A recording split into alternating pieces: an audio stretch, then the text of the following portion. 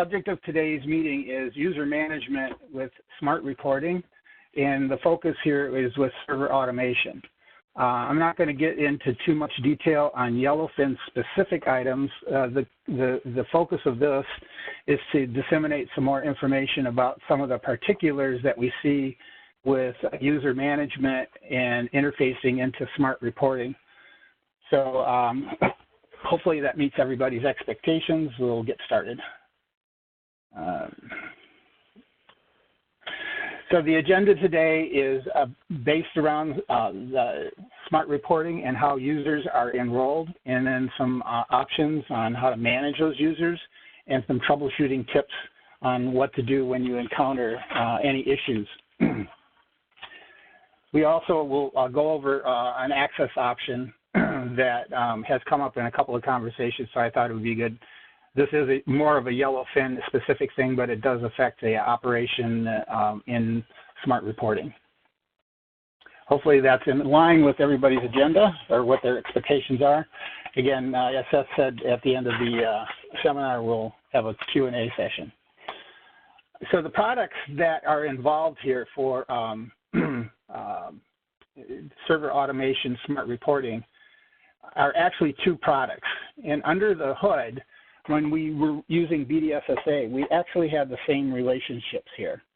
I think there is some confusion in the field in that we've separated this out into two separate products now, because the reporting platform is being moved into a position for all of our products, so we can get some synchronicity between the reporting engine and all of the various BMC products that are under at Purview. So the transition into this sometimes has been a little confusing because we have introduced smart reporting into other products, and so server automation has its own set of challenges that may not necessarily be present in some of the other products. So I want to make sure that we understand that there are two basic buckets that these services are coming from. One is called the data warehouse, which actually has two pieces to it. This is the ETL process that allows data to be pulled from the server automation database and uploaded in data warehouse format into the ETL database. And the other piece that's also associated with data warehouse, it's not necessarily a part of the data warehouse, is the authentication system that goes back to server automation. Server automation is a central component for all authentication in and out of the report server. This was true in BDSSA, and it's also true now in TrueSight Smart Reporting. And then the other component that gets busted out is the TrueSight Smart Reporting server automation piece, which is just the Yellowfin engine. However, the SA indicates that there are certain pieces that are added into the server automation deployment of smart reporting so that it can interface in with the data warehouse correctly.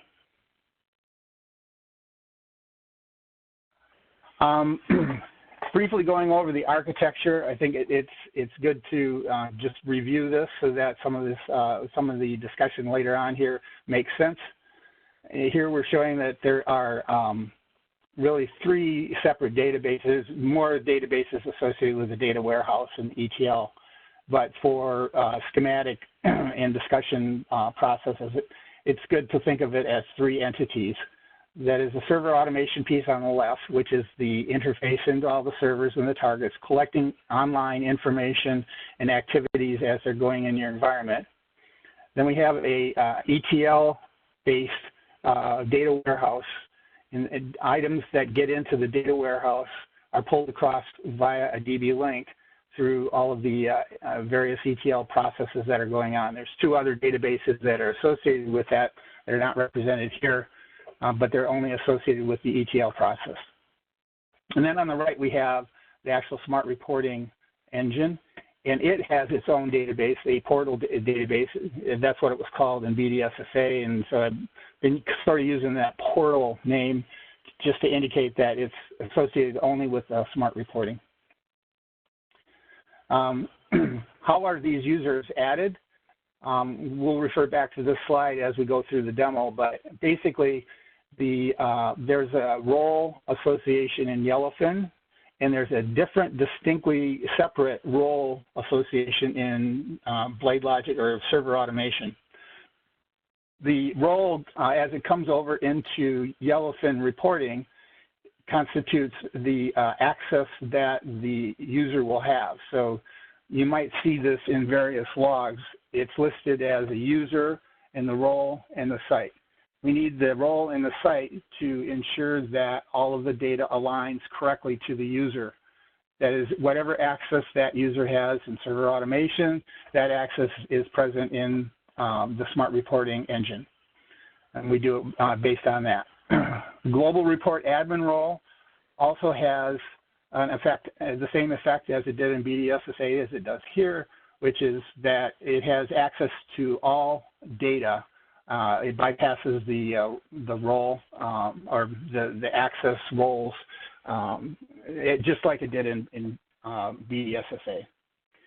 There is no separate bit that is enabled. All users of TSSA have access to report information in the data warehouse.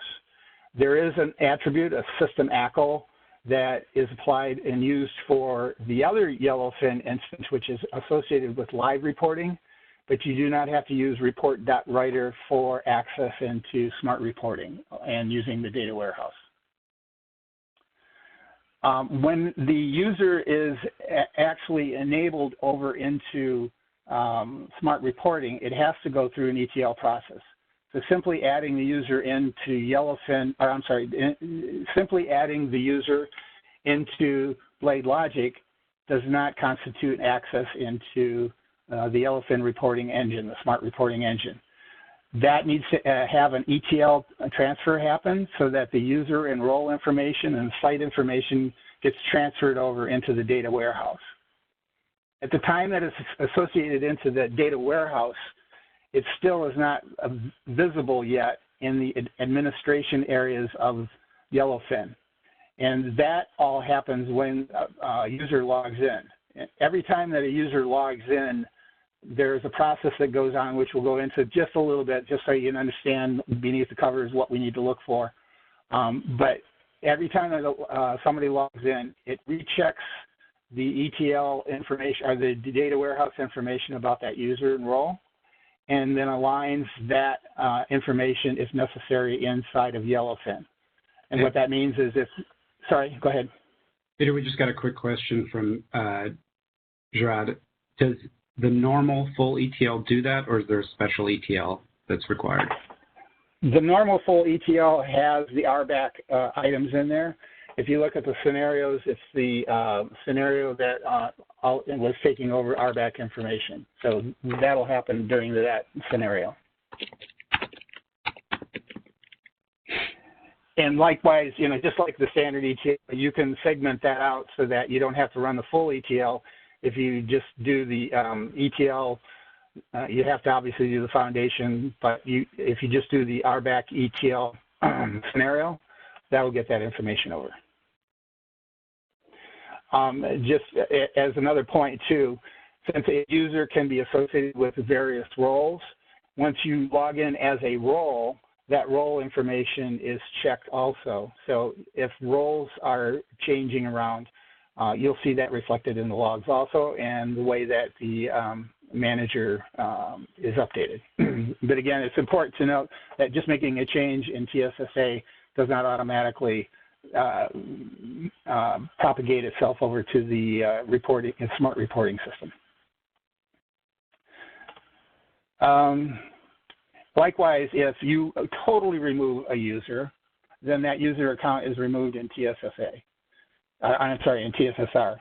The ETL has to be done, though. That reflects that the user is no longer there. And then during that login process, it is pulled out of the system. Again, we'll demo a little bit of that. I can't get too far into it, but obviously with ETL, it takes time. So we don't have the time to do a full ETL, but I can at least show you the session of the logs. Just a couple of other things. Oops, let's see. I'm probably blocking this. Let's get that over here. There's an option in when you do broadcast where you can add in separate email accounts that are users that are not in the system. So be aware that Yellowfin also keeps track of those. Since this is happening out of an ETL process, this goes into the guest role. In the guest role, you'll see just that that user added. It's basically the email address. That way, you don't have to necessarily have a person registered in server automation. You can maintain the separate guest list. And if you get more advanced in it, I'm sure you can also reflect this in other roles. Discussion of role creation in Yellowfin is outside of the scope of this particular meeting. But if there's interest, we can maybe engage in that.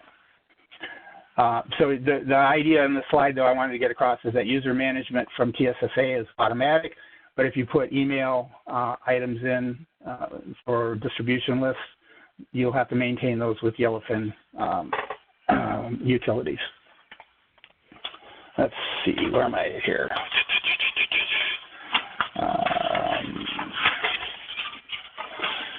Okay. The next topic is going to be logs, but basically let's switch to a live session so we can see some of this stuff. I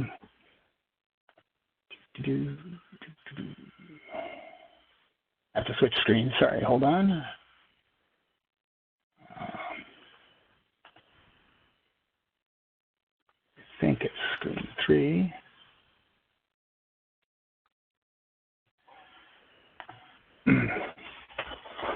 Okay, are you seeing my TrueSight console? Yeah, we are. Okay. Okay. So what I wanted to show you here is some of the relationships. Hopefully you guys know how to get to the administration console. Basically, you log in with admin and you log into the Smart Reporting address, which is generally the 8443 address. If we click on the users here, we can see the relationships that are being built up here. And what is going on here? Come on. Come on. You can do it. Ah, great.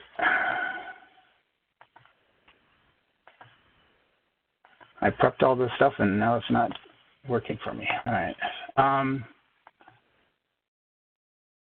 Try re-going in here again.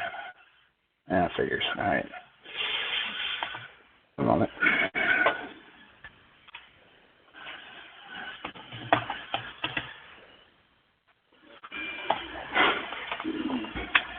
Yes, you will see this plug in here.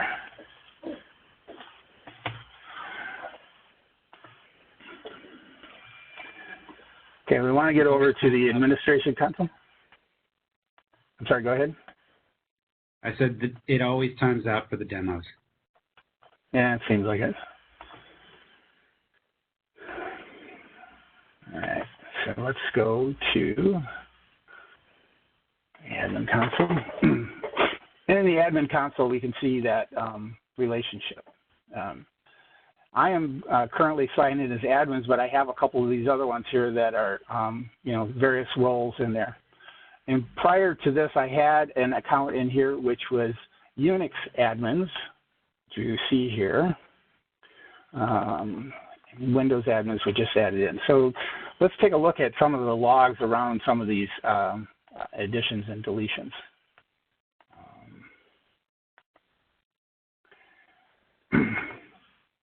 So first of all, let me go back to the screen real quick.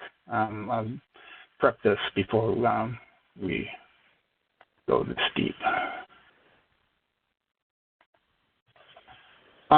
When we look at the logs, there's basically two groups of logs that we want to look at. We want to look at the TSSA DW logs, and again, DW sort of misleading in that the authentication stuff is also over here. That's in the TSSA DW directories / logs. And the one that we're interested in is the BDS UI log. This will show the initial login process that happens with the unit with the system, and then the handoff that sends it over to Smart Reporting. So if you're looking at Smart Reporting logs and logging in, you won't see any activity for a while because the authentication process is going in and trying to figure out what role it is. So you have to go through those two screens before you'll see something happening in the Smart Reporting logs. Smart Reporting logs, on the other hand, that is the Yellowfin engine, and this tells you what actions are happening after you log into the system. So we have a captured session here that we'll get back to, and what we're going to do is we'll go look at these two logs and show what's going on with that session.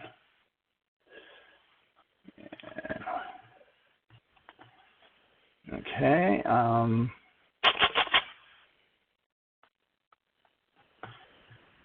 Sorry, that's the wrong log for right now.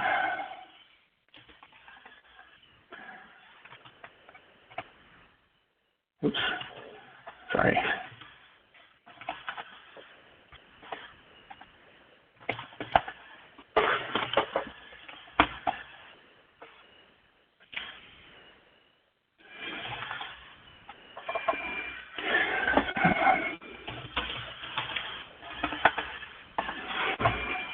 So I'm tailing the BDS log. I'm going to try to log in here as one of these guys. So do this.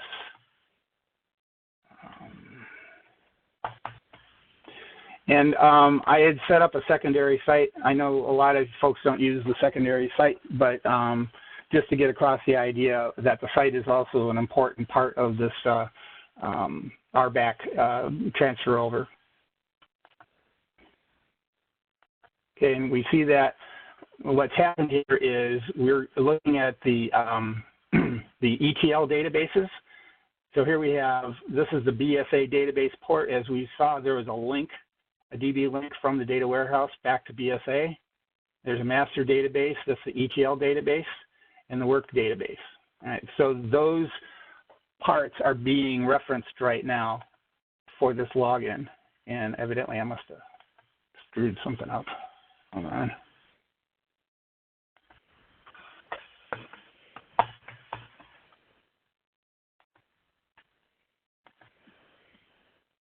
Let's try this again. Yeah, that's better. I must have fat fingered something.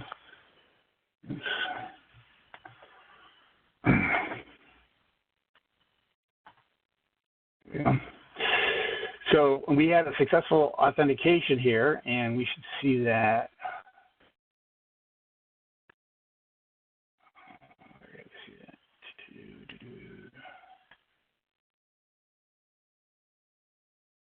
Come on.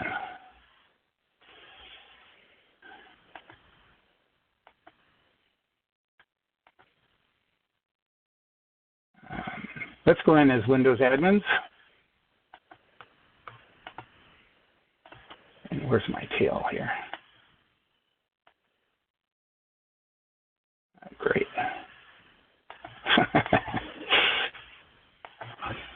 I think we're having some caching problems here.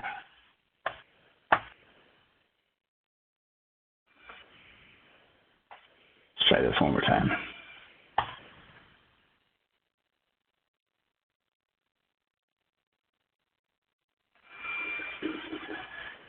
Okay, so here we have, and it's evidently scrolled off. Let me go back a little further.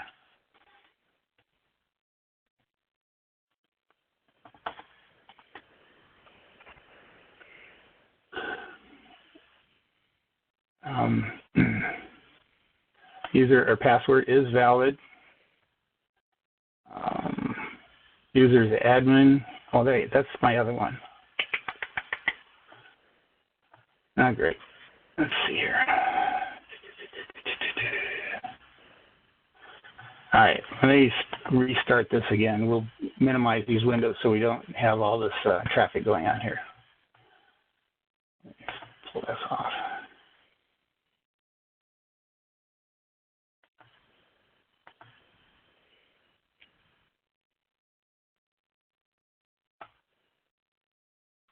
This worked great when it wasn't on Linux.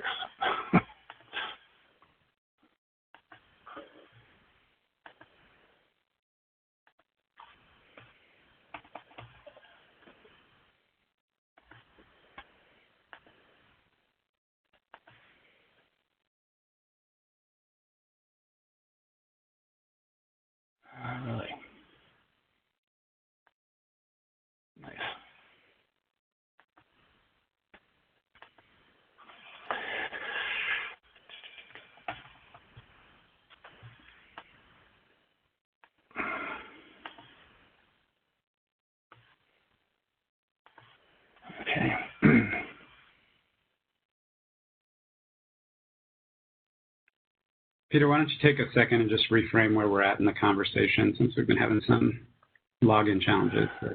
What are we executing, or what do we want to show with it? Well, what I wanted to show is that this log is showing the authentication parts of coming into the system. And once the authentication parts are done, we do see this right here. We're fetching the roles for P. Reuter. Evidently, this is scrolling off a little bit too fast. So I'm not capturing everything here. We'll see another piece here once I select the role.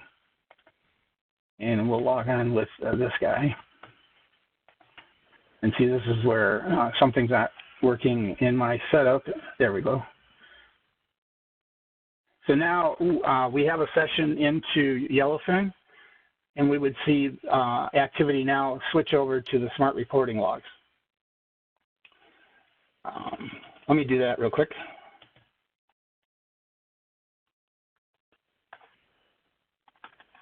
I go back too far? Yeah, I did, didn't I?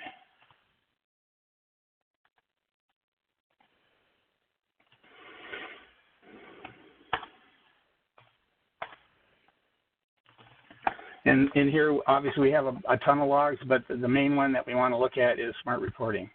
Wow. Hello. There we go.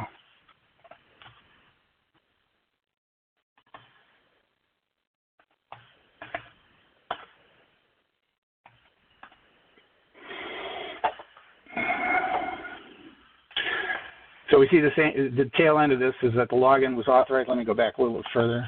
Tail.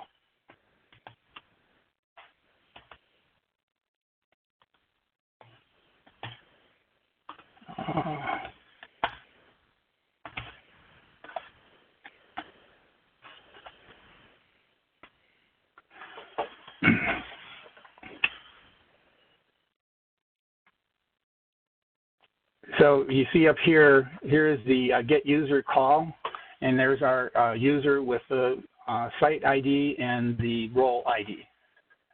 We have a check that says the user already exists, and we updated any change in information, and there was no user that was found that needed to be associated with that specific ID. This is the ID of that user that exists in the Smart Reporting system.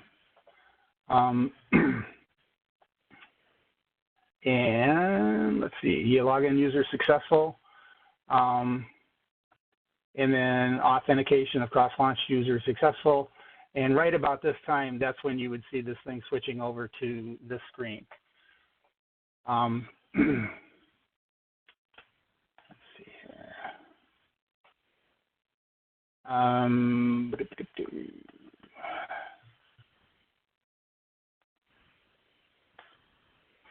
So let me switch back to the other screen where we were discussing this.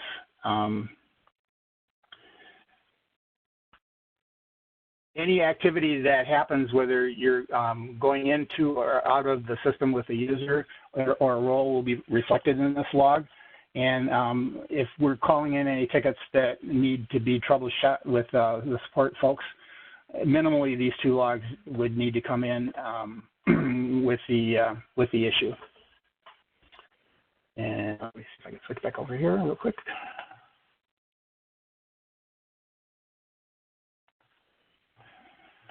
So one more thing here before we open it up for discussion. I see I kind of ran over here a little bit.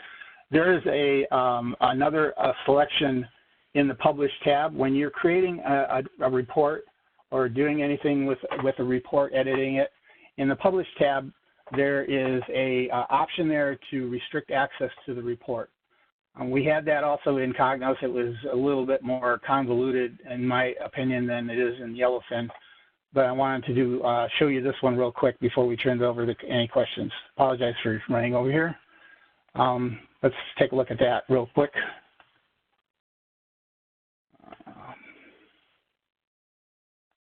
No, I didn't want that.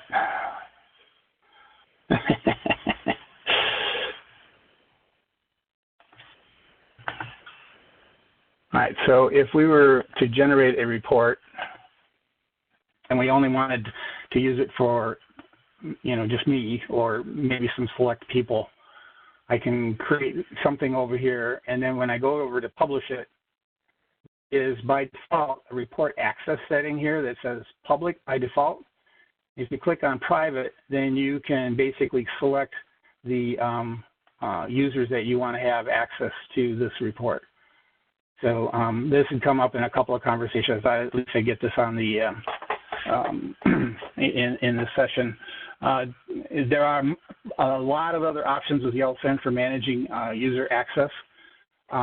Remember, I did talk initially too about here you can see these users are in here that are email users. So if you have email distribution lists or something, you can enter that in here.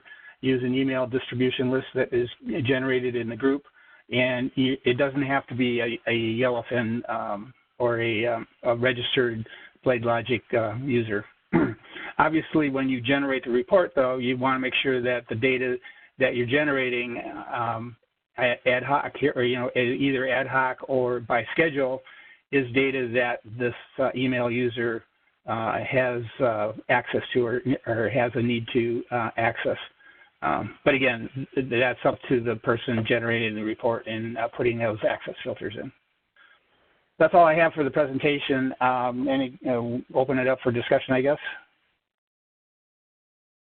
Sure, thanks, Peter. So Jad had another question. He said, why would a user get an error of no role associated with this user and not log them in?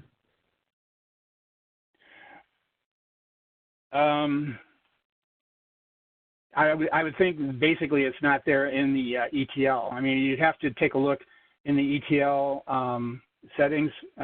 You go into the ETL database and take a look at the registered users there. And if it's there, then it should be an association.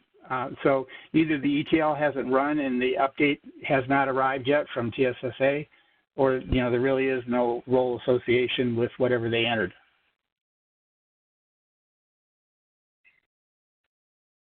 Okay.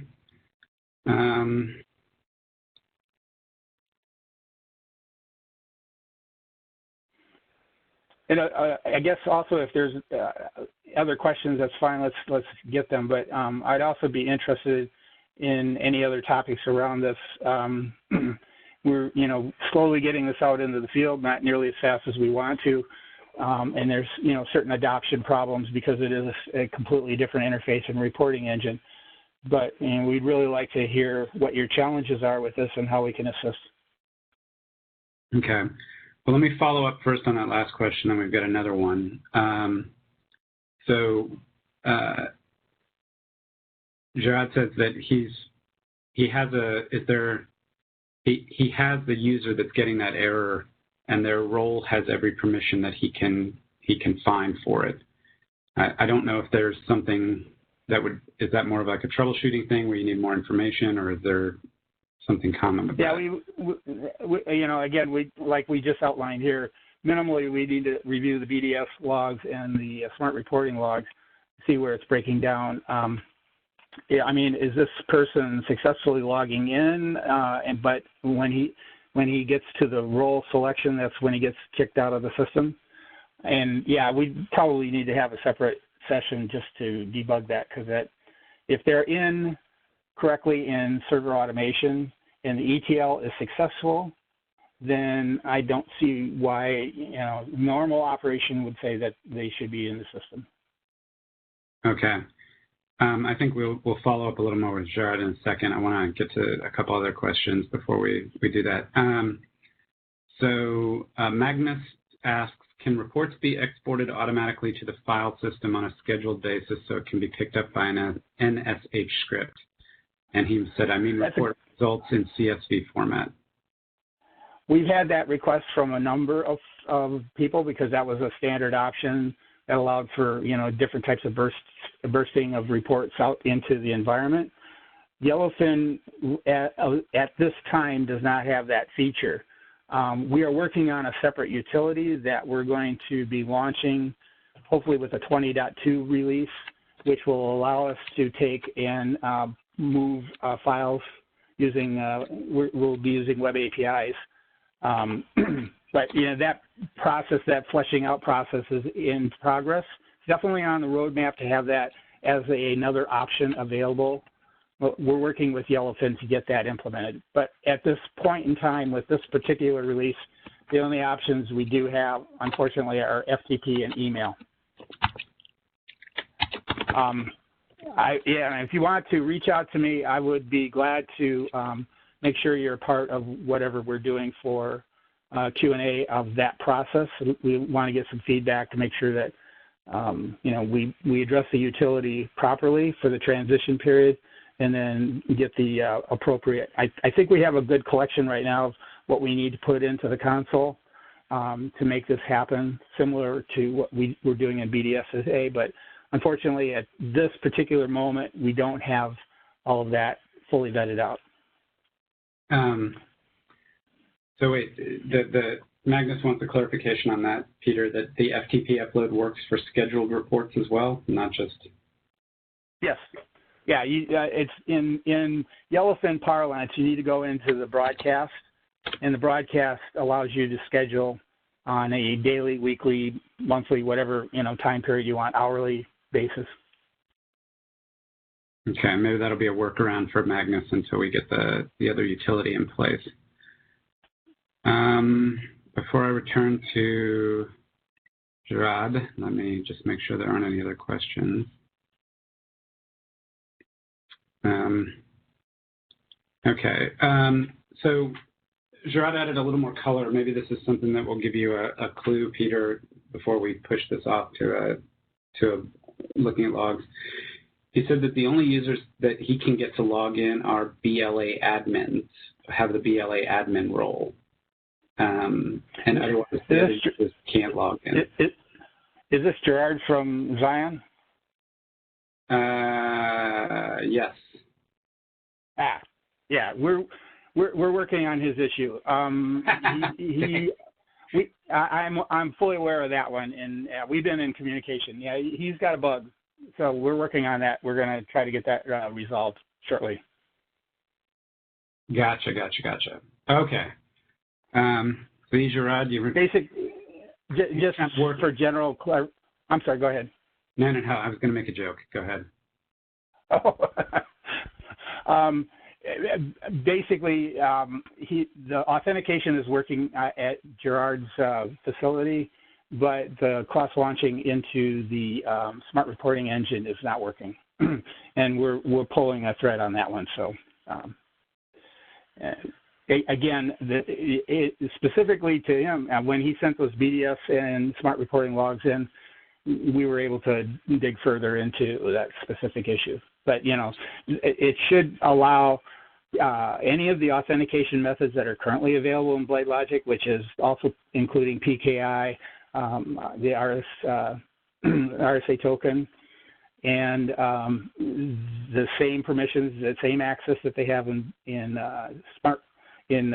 server automation will be available for viewing data in Smart Reporting.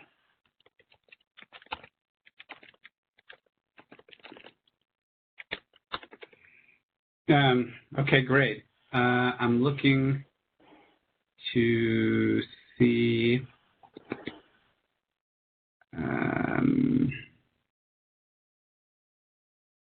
if we have any other questions in chat or in Q&A. All right, so Magnus is back. Can we use freehand SQL queries to collect additional information from the BSA core DB in a report? Yeah, actually, we can. There's an awful lot of SQL editing capabilities in the product. The issue really is understanding the tool and what it does. For example, you have to, and again, it's outside of the purview of this meeting. We do have a couple of training guides that I can refer to you in Yellowfin, which actually work in our implementation. But it's a 50,000-foot view. You go into the entity editor, you select the table, and then you can associate various SQL items with that. The caveat here that I'll mention is that Yellowfin does analysis of whatever SQL you have and, quote-unquote, helps you. So it may do things with inner and outer joins and unions that you're not expecting. So it's on a case-by-case basis, but, you know, I've been able to get, so far, knock on wood, workarounds for pretty much anything that I've been challenged with. But yeah, just as a clue, look for the entity editor, and it goes into the actual view. You have to have the ability to edit the view, which is not a normal TSSA user function. You'd have to go in with an admin role or create another role and associate that in there so you can get at that level. Hopefully that's enough of an overview. You know, if there's interest, I'm sure there is interest about doing entity editing. At least there is for me. I'm still coming up to speed on it, but you know, potentially we can have a future session based on custom SQL and Yellowfin. Yeah, I think the more we do, the better as far as that's concerned. I mean, you know how it is, right? Nothing's ever exactly what anybody wants out of the box as far as reporting. Right. And I think some of the information we're still getting out to the field is more operational around how we adopted Yellowfin and not specific to internal operations in Yellowfin itself.